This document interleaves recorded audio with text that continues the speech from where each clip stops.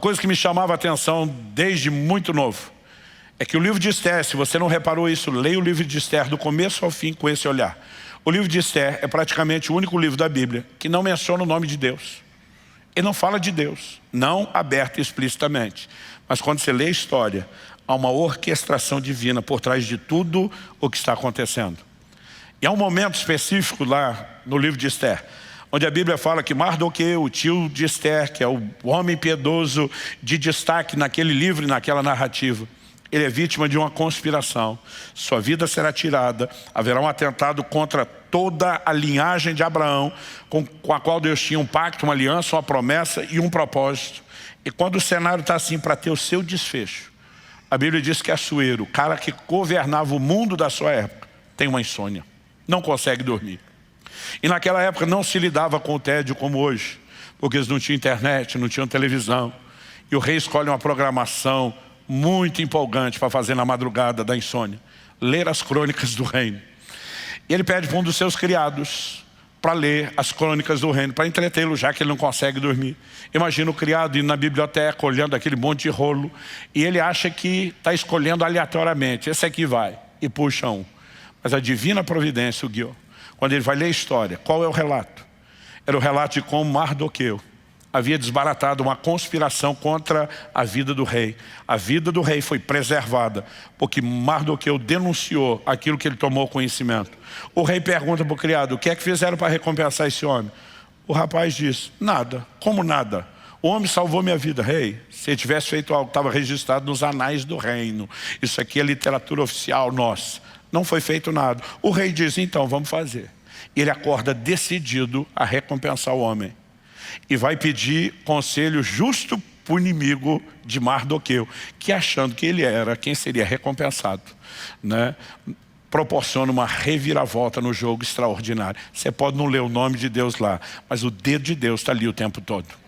Sabe, nós precisamos aprender a ter esse tipo de confiança no Senhor. A confiança que, baseada numa experiência que nós tivemos lá em casa, eu chamo daquela confiança infantil. Quando meu filho Israel tinha 5 anos de idade, nós vivemos um momento muito interessante com ele, né? Desde que nossos filhos eram pequenos, eles nem andavam, estavam no colo, a gente já treinava a carregar a oferta para colocar no gasofilácio, né? A gente entendeu que isso é parte de um treinamento que tem que começar muito cedo. Quando começaram a andar, a gente dava o dinheiro e dizia, leva. Então todo o culto, quando estava para começar o culto, ele chegava na gente, dinheiro da oferta, e a gente sempre dava o dinheiro da oferta para cada um deles. Eu lembro que Israel, nessa fase dos 5 anos, eu dei uma bolsinha para ele pequena, com zíper. Eu enchi ela de moeda, né? E algumas notas, na época ainda tinha nota de R$1. E eu falei, filho, papai vai te dar dinheiro, porque o papai quer te ensinar a lidar com dinheiro. A primeira lição é, você não pode gastar. Nós vamos ter que conversar bem antes de você gastar, apesar do dinheiro ser seu, porque a gente tem que saber como fazer as escolhas. E fui trabalhando algumas questões com ele. Ele ficou tão empolgado que agora ele tinha o dinheiro dele, que onde ele ia, ele levava a tal da bolsinha dele. Falei, filho, você não pode ficar andando com isso. Você vai perder, não vou, pai, eu vou cuidar disso, né? E ele estava todo empolgado. Num domingo, que eu estava pregando fora, ele chega no início do culto e fala para Kelly, e diz, mãe, me dá o dinheiro da oferta. E a Kelly olha e vê a bolsinha na mão dele e entendeu que era a hora da lição. Falou, filho, papai e mamãe sempre te deram o dinheiro da oferta porque você não tinha. Mas agora que você tem o seu próprio dinheiro, mamãe não vai dar não. Se você quiser ofertar hoje, vai ser do seu dinheiro. Ele olhou numa lógica simples de criança e disse, mãe, se eu der do meu, eu vou ficar com menos.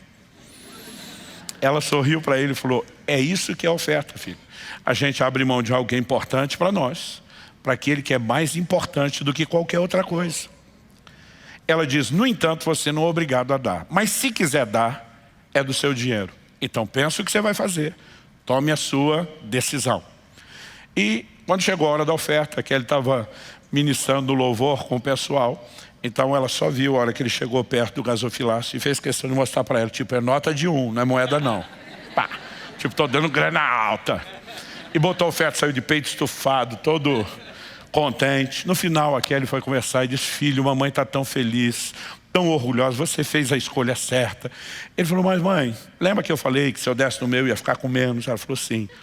Ele falou, mas não sou bobo não. Depois que eu conversei com a senhora, comecei a pensar, falei, peraí, posso até ficar com menos no início, mas o pai e a senhora sempre falam que Deus abençoa.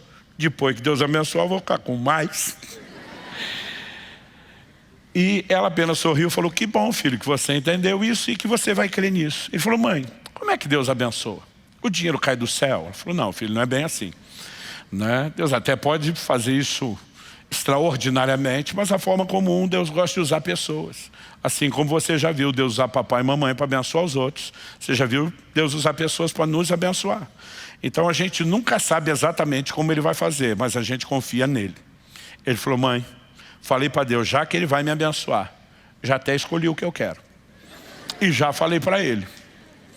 E ela falou, que bom, filho, mas mamãe não vai fazer nada, então não adianta você falar para mim. Não, mãe, é Deus que vai me abençoar. Isso foi no domingo. Na segunda noite, uma irmã da igreja liga para Kelly. Conheci, cuidou, ajudou a cuidar do Israel desde que ele nasceu, mas a gente nunca lembra dela ter feito isso antes, embora sempre expressou muito carinho. Eu disse, Kelly, que número Israel calça? Ela falou, por quê? Ela falou, estou perturbada desde o culto de ontem, que eu tenho que dar um tênis para o seu filho. Aqui ele falou, olha, o número que ele calça é tal. Ela falou, tá bom, obrigado, depois a gente fala. Passou. Na sexta-feira ela apareceu em casa. Quando a Kelly atendeu, viu ela com um pacote, olhou tipo, é aquilo que nós falamos, ela deu sinal que é. A Kelly já gritou, Israel, visita para você. Quando ele entrou na sala, viu aquele pacote, olhou para a Kelly e falou, já até sei o que é. Porque eu pedi a Deus um tênis para Ele me abençoar. E quando ele abriu, ele falou, mãe, não só é o tênis que eu pedi a Deus, mas é a cor que eu pedi para ele. Ele vira para aquela irmã e diz assim, Terezinha, você pode até achar que é você que me deu um presente. Mas deixa eu falar para você, Deus usou você para me abençoar. Porque domingo eu dei minha primeira oferta.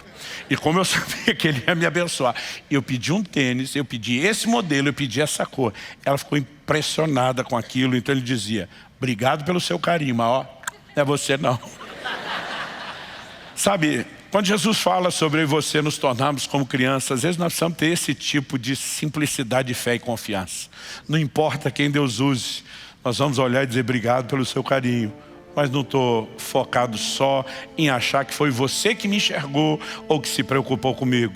Há um Deus que cuida de cada um de nós. E eu e você podemos confiar nele. Quem está entendendo a diferença entre um e outro? Isaías 64:4 diz, porque desde a antiguidade não se ouviu, nem com os ouvidos se percebeu, nem com os olhos se viu, Deus além de ti, que trabalha a favor de todo aquele que nele espera.